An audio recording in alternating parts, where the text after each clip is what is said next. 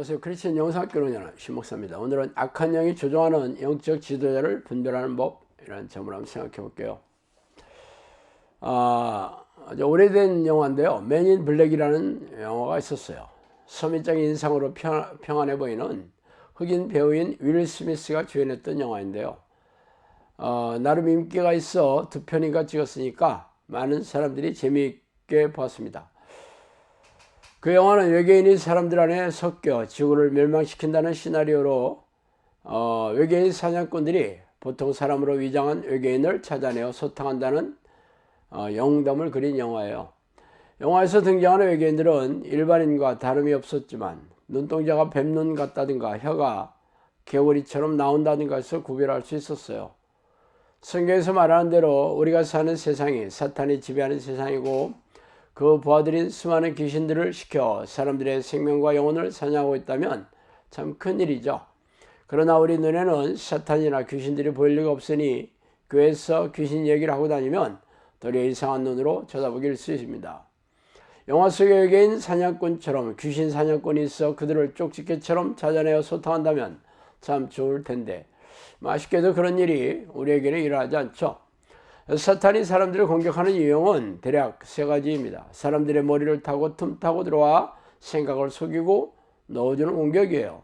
성경은 이러한 귀신들을 속이는 귀신이라는 뜻인 미혹하는 영이라고 밝히고 있습니다.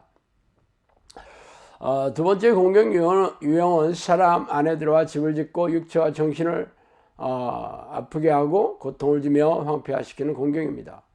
그리고 세 번째 유형은 자신이 조종하는 사람들인 좀비를 시켜 사람들을 공격하는 유형이에요. 사람 안에 집을 짓고 정신과 육체를 황폐화시키는 유형의 공격이 그나마 쉽게 정체가 드러나는 편이죠. 생각을 속이고 들어와 조종하는 공격을 알아채고 대비한다는 것은 실로 어려운 일입니다.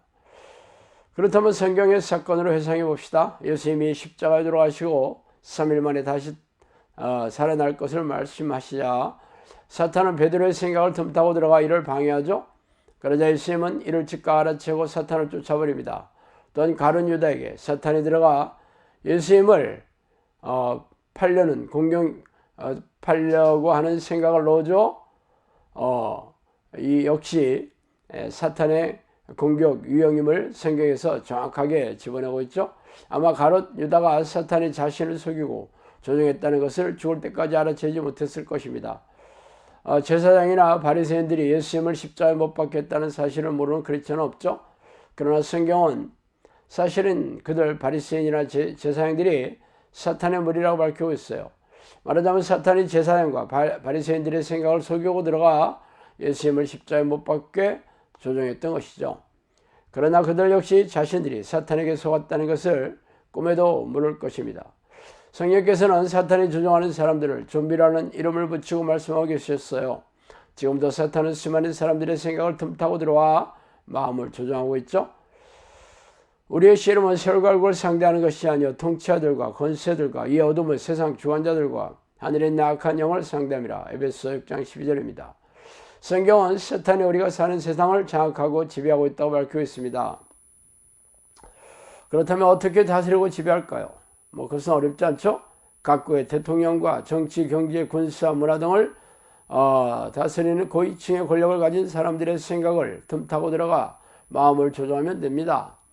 그래서 성경은 통치자와 권세와 어둠의 세상 주관자의 바로 우리가 싸울 대상이라고 말하고 있지 않아요? 그렇다면 종교계도 마찬가지고 기독교도 예외는 아니겠죠. 기독교를 좌지우지하는 종교 지도자들에게 사탄의 생각을 틈타고 들어가 자신의 생각을 넣어주고 마음을 조종하는 것입니다. 그렇다면 당신이 다니는 교회 담임 목사도 그럴까요? 그럴 수 있겠죠. 그러나 이를 알아채고 분별하는 일은 쉬운 일이 아니죠. 그러나 분별하지 못한다면 사탄에게 조종받는 영적 지도자를 하나님이 세우신 종으로 믿고 신앙생활을 따라하는 게 아니겠어요.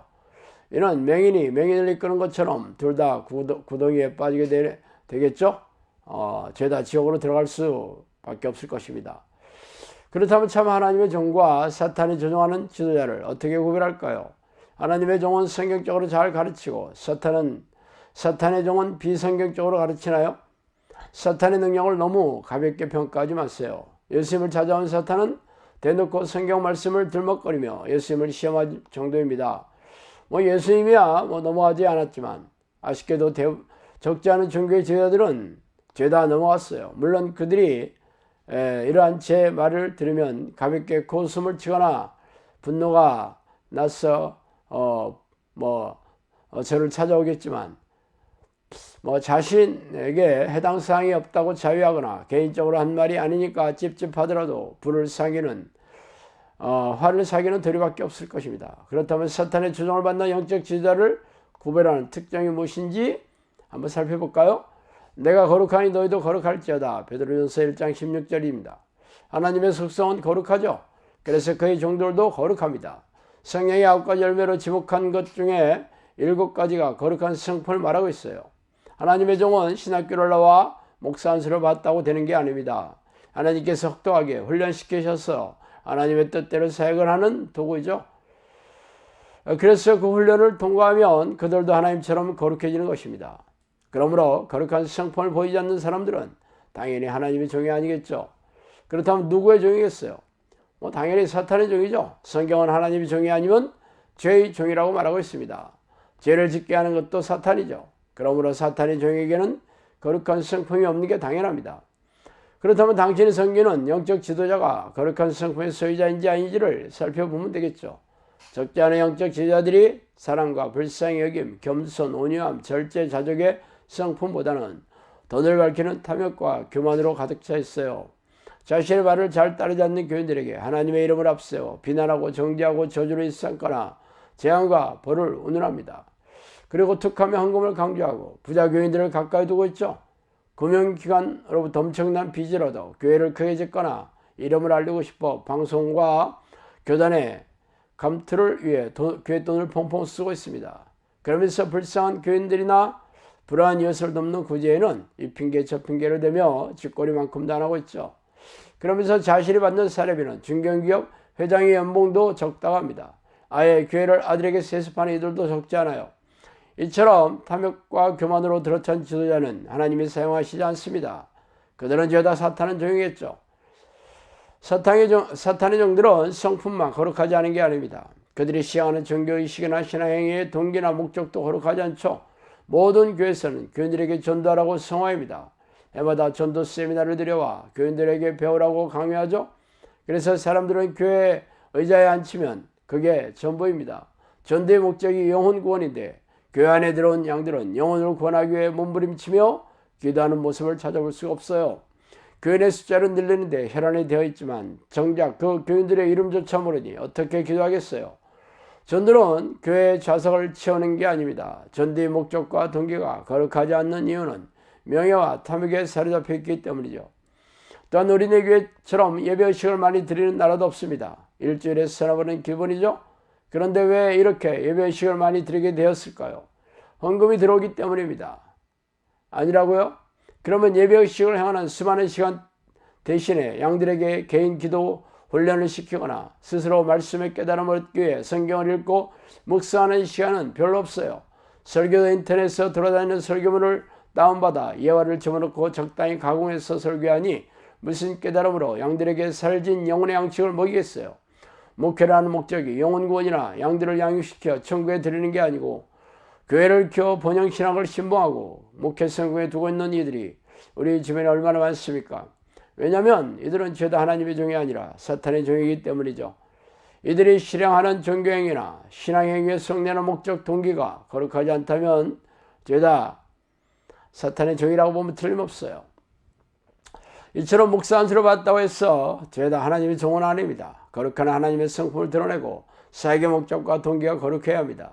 그러나 그렇지 않은 종들이 우리네 교회에 너무도 많아요. 왜냐하면 이들이 성령이 내주하는 기도에 무지함으로 성령이 안에 계시지 않으니까 사탄이 머리를 틈타고 들어와 생각을 조종하고 마음을 움직이기 때문입니다. 그러나 이들을 답답해하고 안타까워하기에는 이미 돌이킬 마음이 없는 이들이 대부분이에요.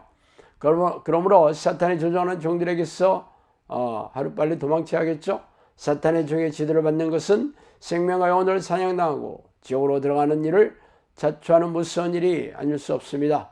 성경은 경건의 모양은 있으나 경건의 능력을 부인하는 자들에게서 돌아서라고 말하고 있기 때문이죠. 이들은 죄다 사탄의 종이기 때문입니다. 자, 오늘 여기까지 하겠습니다. 감사합니다. 너희가 하는 사역은 이례적인 사역으로 귀신 축출 사역을 포함해서 귀신들의 활동성을 알리는 사역이다. 오래전 평신도 시절에 저는 영적 세계와 귀신의 존재에 대해 호기심이 적지 않게 있었어요. 그러다가 하나님의 부르는 기도를 시작한 지 10년이 지난 어느 날 천사라고 자신의 신분을 밝힌 영이 저를 찾아오는 것을 시작으로 영적 세계에 걷잡을 수 없이 빨려 들어갔죠. 책에서 소개한 25가지의 사건들은 사실 빙산의 일각이에요. 귀신들은 입을 통해서 음성으로 말하기도 하며 누군가가 귀에다 대고 말해주는 것처럼 영음으로 말해주기도 합니다. 또한 사람 안에 잠복하여 뇌를 장악하고 조종하고 모든 신체 기관을 움직일 수도 있어요. 물론 대부분의 귀신들은 자신의 존재를 감쪽같이 속여 숨어서 조종하지만 말이죠. 귀신들이 잠복하여 들어가 있는 정신질환 환자들에게서 귀신을 쫓아내면서 정신질환과 고집병을 취하면서 제 주장을 증명해오고 있습니다.